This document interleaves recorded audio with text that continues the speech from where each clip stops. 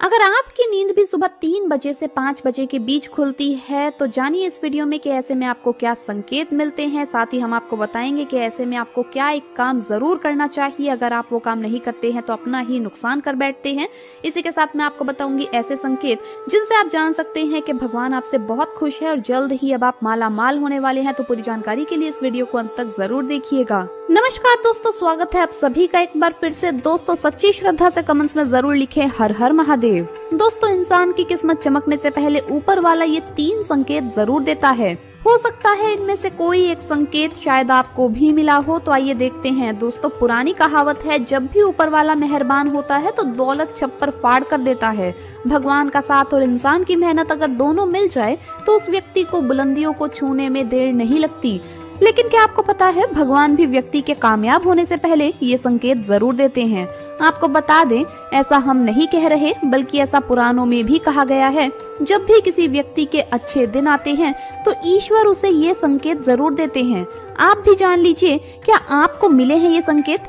चलिए जानते हैं। लेकिन दोस्तों से पहले आपसे रिक्वेस्ट है कि वीडियो को लाइक करें, अपने दोस्तों के साथ शेयर करें और अगर आपने अभी तक चैनल को सब्सक्राइब नहीं किया है तो सब्सक्राइब करके बेल आइकन जरूर प्रेस करें। दोस्तों नंबर 1, अगर किसी व्यक्ति की नींद अचानक से बार बार रात में 3 बजे के बाद खुलती है तो इसे मामूली बात ना समझें। ये संकेत बहुत ही शुभ माना जाता है। ऐसा माना जाता है कि रात के 3 बजे के बाद देवी देवताओं की शक्तियां जागृत हो जाती है जो आपसे बहुत कुछ कहना चाहती है। ऐसे में आपका बार बार 3 बजे के बाद उठना कामयाब होने का संकेत है। वहीं रात के 3 बजे के बाद देवी देवताओं से मांगा हुआ वरदान कभी भी खाली नहीं जाता। ईश्वर आपकी प्रार्थना अवश्य सुनते हैं। लेकिन दोस्तों जब भी अगर आपकी आंख 3 से 5 बजे के बीच खुलती है तो आपको ये एक काम जरूर कर लेना चाहिए जो स्वयं ईश्वर आपसे चाहते हैं। अगर आप ऐसा नहीं करते तो आपको शुभ फल की प्राप्ति नहीं होती। क्या है वो काम, ये भी हम आगे वीडियो में बताएंगे। लेकिन उससे पहले चलिए जान लेते हैं ऐसे ही और संकेत क्या है। तो चलिए दोस्तों आगे बढ़ते हैं। नंबर 2, अगर आपको आपके सपने में ऊंचे ऊंचे पर्वत दिखाई देते हैं और वहां से बहता हुआ झरना आपको दिखाई देता है और इस जल को आप पी लेते हैं तो निश्चित तौर पर आपको कामयाबी अवश्य प्राप्त होती है और इस संकेत का मतलब है कि खुद ईश्वर आपको आशीर्वाद दे रहे हैं। नंबर 3, शास्त्रों के अनुसार अगर आपके सपनों में देवी देवता दिखाई देते हैं तो ये बहुत ही ज्यादा शुभ माना जाता है। ऐसा माना जाता है कि सपने में देवी देवताओं का आना अत्यंत लाभकारी है। सपनों में देवी देवताओं का आना एक पवित्र व्यक्ति होने का संकेत देता है। ऐसे व्यक्ति को कामयाबी चुटकी भर में मिल जाती है। लेकिन ऐसे सपने कभी भी किसी के साथ आपको शेयर नहीं करने चाहिए। नंबर 4, पूर्वाभास।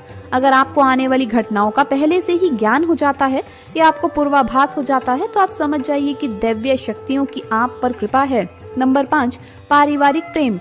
आपकी पत्नी, बेटा, बेटी और आपके सभी परिजन आपकी आज्ञा का पालन कर रहे हैं। वो सभी आपसे प्यार करते हैं और आप भी उनसे प्यार कर रहे हैं तो आप समझ जाइए कि दैवीय शक्तियां आपसे प्रसन्न है। नंबर 6, भाग्य से भी तेज। दोस्तों जीवन में आपको अचानक से लाभ प्राप्त हो जाता है। आपके किसी भी कार्य में किसी भी प्रकार की आपको कोई बाधा उत्पन्न नहीं होती और सभी कुछ आपको बहुत आसानी से मिल जाता है।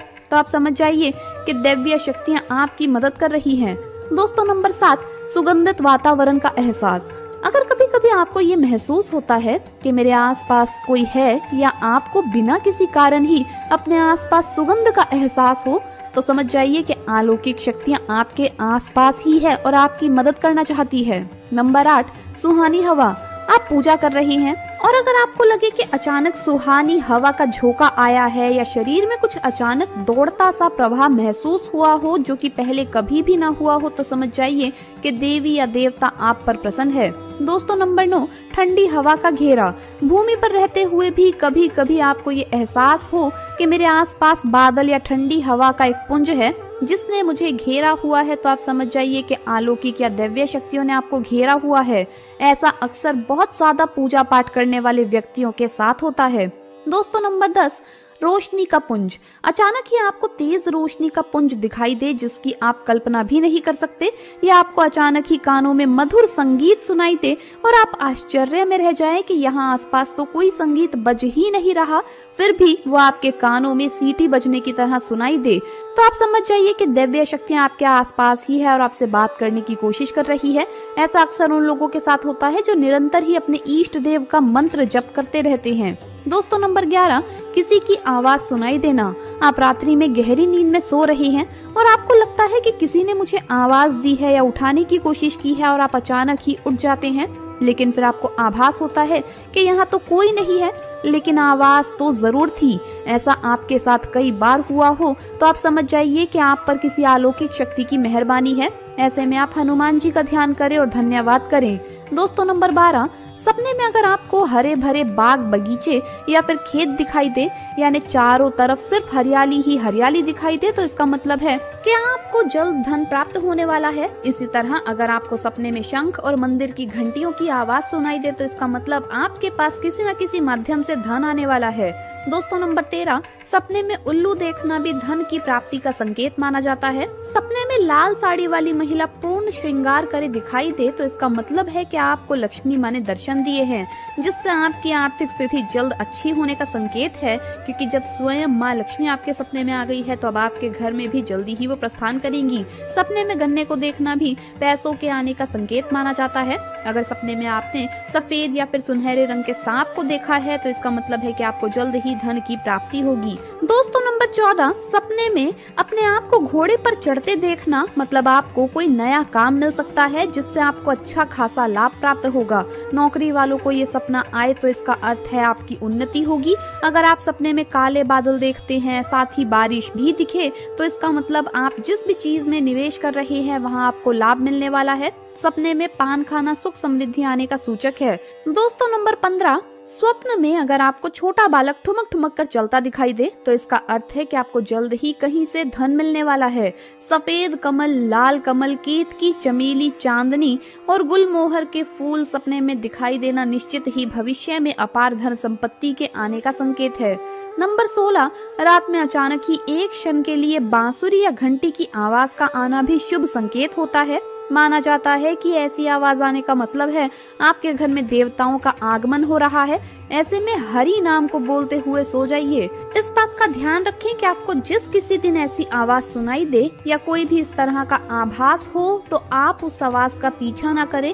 इन आवाज के बारे में सिर्फ अपने परिवार या किसी बुजुर्ग को ही बताएं। किसी बाहरी व्यक्ति को बताने से इसका प्रभाव कम हो जाता है और इससे मिलने वाला लाभ आपको नहीं मिलता। दोस्तों नंबर 17, अगर आपको रात में 12 बजे से 3 बजे के बीच पायल की आवाज सुनाई देती है तो ये बहुत ही ज्यादा शुभ संकेत है। ऐसे में आपको डरना नहीं चाहिए। कई लोग इसे नकारात्मक शक्तियों से जोड़कर घबरा जाते हैं और उठकर घर में लाइट जला देते हैं, जबकि ऐसा करने की कोई जरूरत नहीं है। अगर आपको ऐसी आवाज सुनाई देती है तो ये नकारात्मक शक्तियों का संकेत नहीं है। इस समय अगर पायल के चलने की आवाज आ रही है तो इसका मतलब है कि आपके घर में माँ लक्ष्मी का आगमन हो रहा है। ऐसे में आप उस समय भयभीत होने की बजाय प्रसन्न हो जाइए और मन में माँ लक्ष्मी का ध्यान करके इच्छा अपनी जाहिर करके सो जाइए। तो दोस्तों ये है वो संकेत जिनसे आप जान सकते हैं कि ईश्वर आपसे बहुत ही प्रसन्न है, जल्द ही आपको मालामाल करने वाले हैं। चलिए अब जानते हैं कौन सा है वो काम जो आपको तब करना है जब अगर आपकी नींद 3 से 5 बजे के बीच खुलती है। ये काम करने से ना चूके, वरना आपके लिए ये समय शुभ फल की जगह बेकार हो जाएगा। दोस्तों ऐसे में आपको उसी समय उठ जाना चाहिए। आपको दोबारा सोना नहीं चाहिए, ये गलती बिल्कुल भी ना करें। आपको उठकर स्नान करके नित्य कर्मों से निर्वृत्त होकर भगवान का ध्यान करना चाहिए, पूजा पाठ करना चाहिए, क्योंकि ऐसे में ईश्वर आपको जगा रहे हैं, ईश्वर आपसे बातें करना चाहते हैं। तो दोस्तों अपनी इच्छा आप भगवान के आगे जाहिर कीजिए, आपकी मनोकामना जरूर पूरी होगी।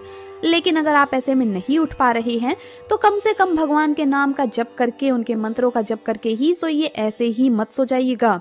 तो दोस्तों आपको ये वीडियो कैसा लगा हमें कमेंट्स में जरूर बताएं। इस वीडियो को लाइक करें, अपने दोस्तों के साथ शेयर करें और हमें सब्सक्राइब करना ना भूलें। जल्द मुलाकात होगी अगली वीडियो में, तब तक के लिए हर हर महादेव, जय महाकाल।